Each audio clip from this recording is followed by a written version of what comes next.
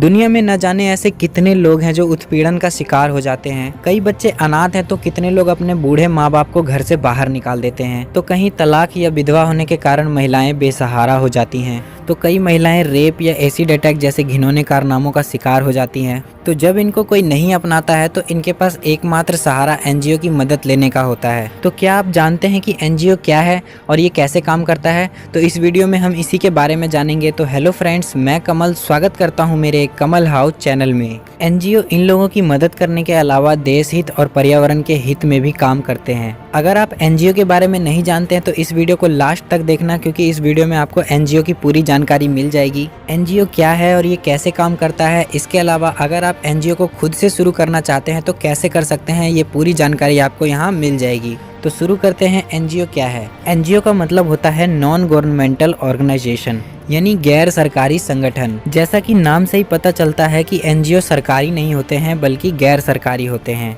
मतलब ये प्राइवेट संस्थाएं होती हैं जो जन कल्याण का काम करती हैं। आसान भाषा में कहा जाए तो इसको समाज सेवा कहते हैं। एनजीओ से अनेक तरीकों से समाज की सेवा की जा सकती है, जैसे गरीबों को रहने के लिए घर देना, खाना देना, शिक्षा देना, स्वास्थ्य का ध्यान रखना, पर्यावरण के लिए कई पहल करना, महिलाओं की सुरक्षा करना आदि बहुत सारे काम जो हैं वो एनजीओ में होते हैं। क्योंकि ये गैर सरकारी काम होता है तो इनकी वर्किंग में सरकार का कोई रोल नहीं होता है। एनजीओ का काम समाज का कल्याण करना होता है। एनजीओ की सबसे पहले शुरुआत अमेरिका से की गई थी। तो अभी तक हमने जाना कि एनजीओ क्या है।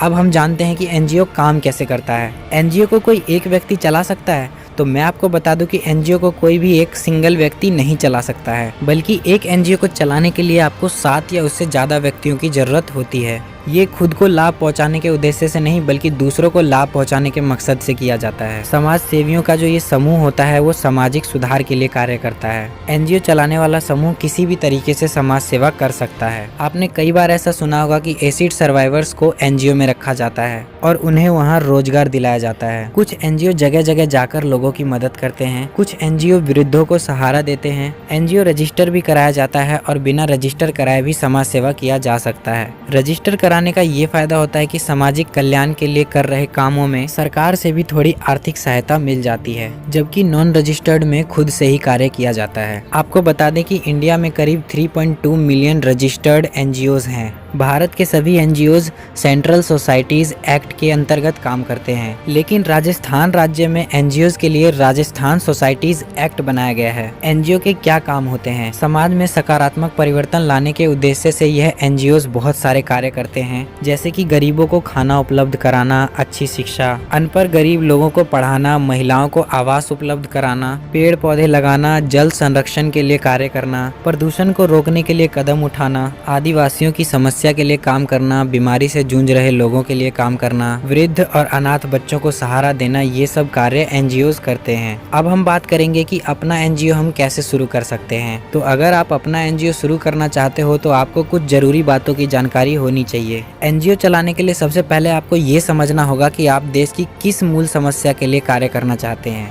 तो आप सबसे पहले अपने एनजीओ का मिशन, विजन और ऑब्जेक्टिव तय करें। इसके बाद अपने साथ कुछ ऐसे लोगों का ग्रुप तैयार करें जो समाज में परिवर्तन लाना चाहते हो। उसके बाद आप अपने एनजीओ को रजिस्टर कराएं। रजिस्ट्रेशन के दौरान आप अपने ग्रुप के लोगों को एक स्पेसिफिक डेजिग्नेशन दे सकते हैं, जैसे कि अध्यक्ष, सचिव, सलाहकार, सदस्य आदि। ध्यान रहे, एनजीओ का गठन करने के लिए कुछ ऐसे लोगों को सेलेक्ट करें जो वाकई में समाज सेवा करना चाहते हैं और जिम्मेदार भी हो। एनजीओ के लिए डॉक्यूमेंट्स। दोस्तों, किसी भी ऑर्गेनाइजेशन को रजिस्टर कराने के लिए आपको हमेशा कुछ जरूरी दस्तावेजों की जरूरत पड़ती है। ठीक उसी तरह एनजीओ को भी रजिस्टर कराने के लिए आपके पास ये डॉक्यूमेंट्स होने चाहिए, जैसे कि ट्रस्ट डीड या memorandum of association, rules and regulation या memorandum, articles of association regulation, affidavit from president, ID proof, voter ID card या Aadhaar card, residence proof, registered office address proof, passport mandatory. इन documents के अलावा आपके पास NGO के लिए एक सेपरेट बैंक अकाउंट होना चाहिए,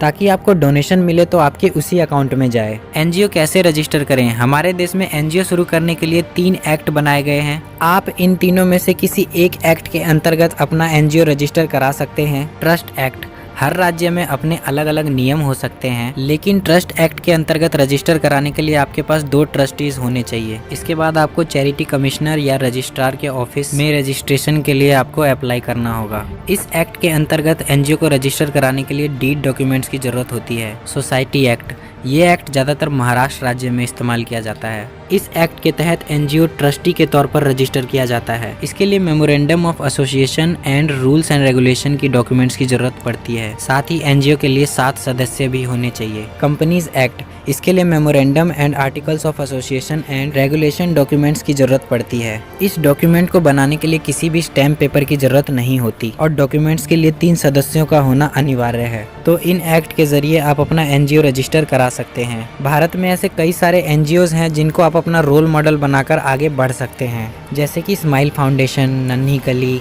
गिव इंडिया फाउंडेशन, गूंज, help page India, being human, child rights and you cry, सम्मान फाउंडेशन, सरगम संस्था आदि बहुत से हैं। अब बात करते हैं एनजीओ को फंड कैसे मिलता है। अगर आप अपना एनजीओ शुरू करने जा रहे हैं तो फंडिंग एकत्रित कैसे करें, क्योंकि जब भी कोई व्यक्ति किसी बड़े लेवल पर काम करता है तो उसको ज़्यादा पैसों की ज़रूरत पड़ती है, तो इसलिए फंडिंग बहुत ज़रूरी है। तो ऐसे में आप इन बातों का पालन करें, जैसे कि आप अपनी एक वेबसाइट बनाएं जहाँ पर आपके एनजीओ से जुड़ी डिटेल्स हो। वेबसाइट पर आप एक डोनेशन अकाउंट भी क्रिएट कर सकते हैं जिससे कोई भी इंसान आपको डायरेक्ट डोनेट कर सके। इसके अलावा आप छोटी मोटी एक्टिविटीज़ या प्रोग्राम करवा सकते हैं जिसमें ज़्यादा से ज़्यादा लोग इकट्ठे हों और आपके इनिशिएटिव के बारे में जानें। आप इस प्रोग्राम में किसी बड़े सामाजिक कार्यकर्ता, नेता, अभिनेता को बुला सकते हैं। अगर आपका एनजीओ रजिस्टर्ड है तो आपको सरकार से भी फंडिंग मिल सकती है। सरकार की मदद के अलावा आप किसी बड़े बड़े प्राइवेट कंपनी से भी संपर्क कर सकते हैं। तो इस तरीके से एक एनजीओ को फंड मिलता है। उम्मीद करता हूँ फ्रेंड्स ये वीडियो आपके लिए हेल्पफुल रही होगी।